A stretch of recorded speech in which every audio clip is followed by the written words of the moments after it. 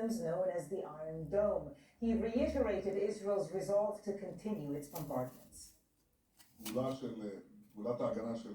The defense activity of Iron Dome batteries is giving us an offensive space, and the Israeli Defense Forces have already attacked hundreds of targets. We will soon pass 1,000 targets. We continue striking Hamas while defending our citizens. It will take more time, but with great firmness and offense as well as defense, we will achieve our goal of bringing back calm to the state of Israel. Okay, Benjamin Netanyahu speaking there. We have correspondents both in southern Israel and in the Gaza Strip. We are hoping to speak to both of them. Of course, it is now dark in that part of the world. You can see there, we can see pictures of the Gaza skyline. We have heard and also seen rocket fire across those skies. Now we are trying to get a hold of our correspondents. Let's speak to Safwat Al-Kalout. He joins us now from Gaza. Safwat, obviously nightfall in Gaza now. Tell us what's been going on there. So let's start with the rockets that are being fired now from Gaza into southern Israel. From the north of the Gaza Strip towards the southern Israel. In the last 5 minutes, let's say, new barrages of rockets have been fired into Israel. The Israeli artillery is also raining the north of Gaza and the borderline of Gaza with their tank shells. Some of these shells have landed in some of the civilian houses. One of the families, the entire family killed in the Bedouin village, which is very attached and close to the borders with Gaza. The Indonesian hospital in the north of Gaza Strip, the head of the hospital said that the hospital received 11 bodies of people killed from this artillery fire. Some of them are women and children, and also dozens of injured people are arriving to the Indonesian hospital in the north of Gaza Strip. The Bank of Blood in Gaza City also launched an appeal for public for seeking a blood donation because the huge number of waves of injured people arriving to Gaza hospitals from south to the north. The ambulance services, they confirmed to us that they have been receiving appeals from citizens in the south of Gaza Strip, mainly in Rafah, that they believe that there are some people under the rubble of their destroyed homes. And new also dramatic developments. Hundreds of families now, they were forced to evacuate their homes in the borderline between Gaza and Israel, east of Shija'iyya, in Beit Hanun, and also the north of Gaza in the Bedouin village, and some other residential areas. They were forced to leave their homes because of the heavy artillery shells that are landing randomly in the open areas, and that some of these artillery hit some of the houses there. We got a confirmation from UNRWA that hundreds of families, they opened the doors of some UNRWA schools, and they are sheltering now in these homes until they find a solution for the sudden and surprising accidents or action in the north. And Safwat, we can literally see rockets being fired right behind you there in the shot. Safwat Al-Kalout with the latest from Gaza. Safwat, as always, thank you. We'll be checking in with you soon. Well, now let's go to southern Israel and speak to Harry Fawcett, who is there for us, still relatively close to Gaza. Harry, tell us what you're seeing there. We've seen you go in and out of the shelters in the past few hours, and also anything that you can say about movement that you can see of the Israeli army with a possible ground invasion potentially in the future. Well, I can tell you right now, just as you were coming to us, there was another barrage of rocket fire coming out of Gaza, and again intercepted very close to our position, and which is why we're out of vision back in the shelter, which we've been ducking in and out of consistently over the last couple of hours.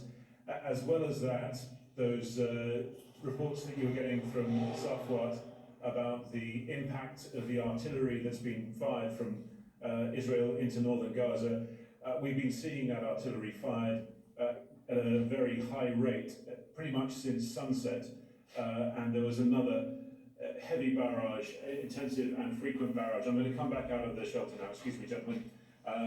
There was another extensive barrage just before the top of the hour when you came to us. So this is a continuing escalation and a very dangerous set of circumstances.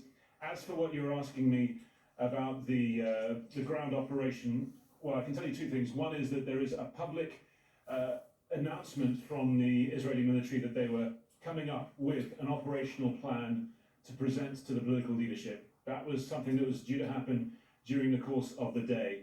And in one of those earlier rounds of very heavy shelling, we went down the road from our position to see what was happening, and there was a pretty large contingent of tracked armoured vehicles moving in the direction of Gaza as that shelling was going in. Now, neither of those things mean that there is a ground invasion certainly going to happen. It is an extremely major escalatory step. If it does, it carries with it all sorts of potential for destructive power inside Gaza, but also for the Israeli government, the potential for many more things potentially to go wrong in terms of loss of life, capture on the Israeli side than they are subject to from the air supremacy that they have and the destructive power of their aircraft and drones to do pretty much whatever they want to do inside Gaza at will. So it would be a very big calculation for the Israeli government to make if it did so. However, I can tell you that we have seen pretty significant movement and this very large barrage of shelling as well. Harry, we're obviously focusing there on, you're in southern Israel. We've been speaking to Safwat in Gaza as well, because that's where we're seeing the highest death toll, and of course that's where we're seeing most of the impact of Israel's military. But we have also seen instability and violence across Israel in many towns, intercommunal violence. Tell us a bit more about that and how, I guess, perhaps surprised or worried the Israeli public is about that development. That's right. There are so many moving parts to this very multifaceted crisis. One other thing that before I get on to that I should also talk to you about is what we've had in the last few minutes, a confirmation of 3 rockets, the Israeli military says, fired from Lebanon. Now, initial reports suggest that they may have fallen in open territory inside Israel. That's not what the Israeli military is saying. It is saying that they overflew Israeli territory and ended up in the Mediterranean Sea. So of all the very many fronts going on, that is the potential for another one to be opened up, although, again, emphasising the army is saying that it did not, that rocket fire of 3 rockets, go into Israeli territory. It overflew Israeli territory, caused sirens to go off, but that there was no actual threat to Israeli life or land. As for that communal tension that's been erupting throughout the country, this is another huge crisis for the Israeli government. We have seen Jews and Arabs facing off, fighting each other, targeting each other. An army soldier was attacked by a Palestinian mob in the city of Jaffa. There were a group of armed settlers who came in to the city of Lod, where we've seen a lot of this violence earlier in the day. It seemed bent on retaliatory attacks against Palestinian Israelis there. Reports that 2 of them were shot by Palestinian Israelis. Another serious injury to a policeman in another city as well.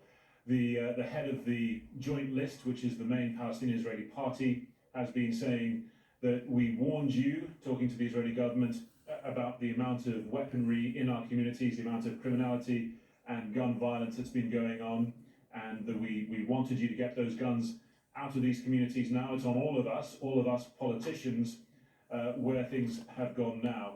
Also people talking about Benjamin Netanyahu's own courting of the extreme right, the racist right, to get more votes, causing an alliance of 2 parties on the fringe right to ensure that right-wing votes were counted and added up to parliamentary seats in the last election, saying that was a way of endorsing and legitimizing the far right, fueling some of the racial tensions as well that we've seen. And so this is an extremely serious situation that the defense minister is talking about accelerated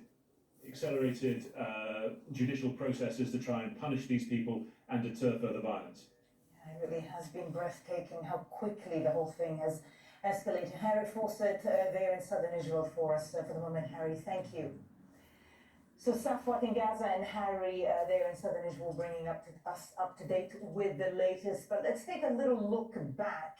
And Mohammed Val has more now on the strikes to both sides over the past day.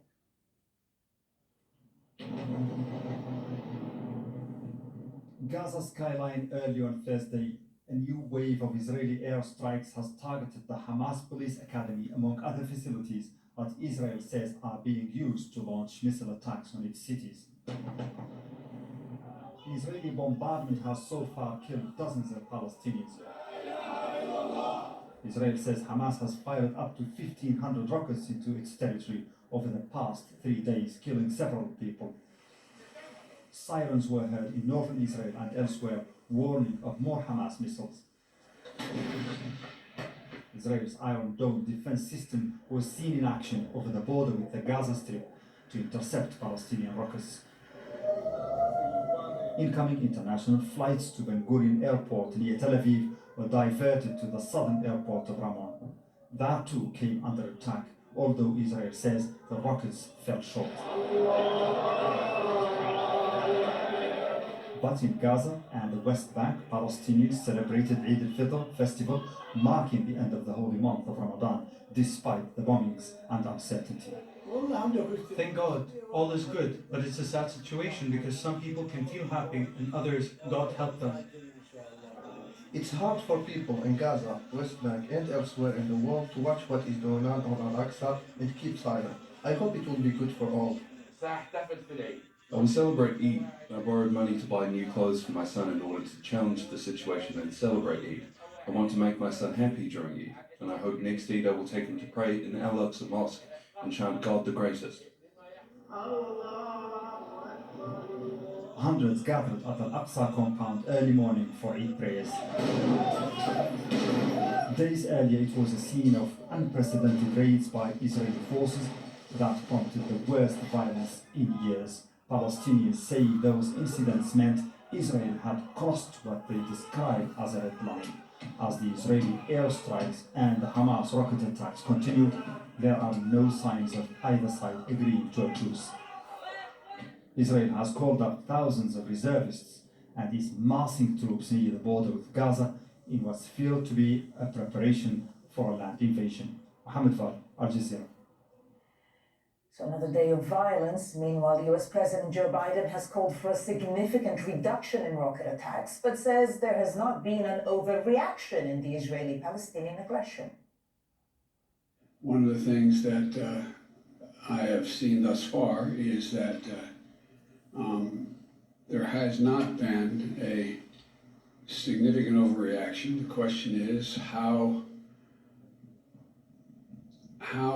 we get to a point where they get to a point where there is a significant reduction in the attacks, particularly the rocket attacks that are indiscriminately fired into population centers. Well, let's talk to our White House correspondent, Kimberly Hackett. Kimberly, at the heart of this crisis is always the imbalance of power, of military power between the Israeli army and Hamas. And we hear President Biden there saying that there hasn't been an overreaction. He's very measured, I could say, in his response to the crisis. And not just him. I mean, it seems that the whole administration is on message on this and they're not going to sway from it.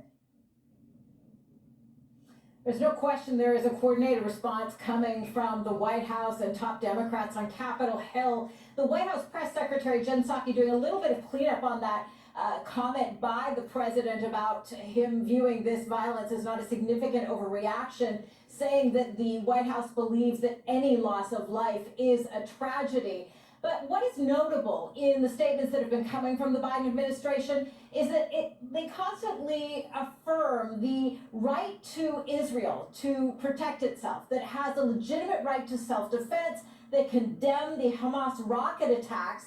So I asked the White House press secretary in the press briefing today whether or not the Biden administration believes that Palestinians also have the same right to self-defense given the evictions they have been facing in occupied East Jerusalem.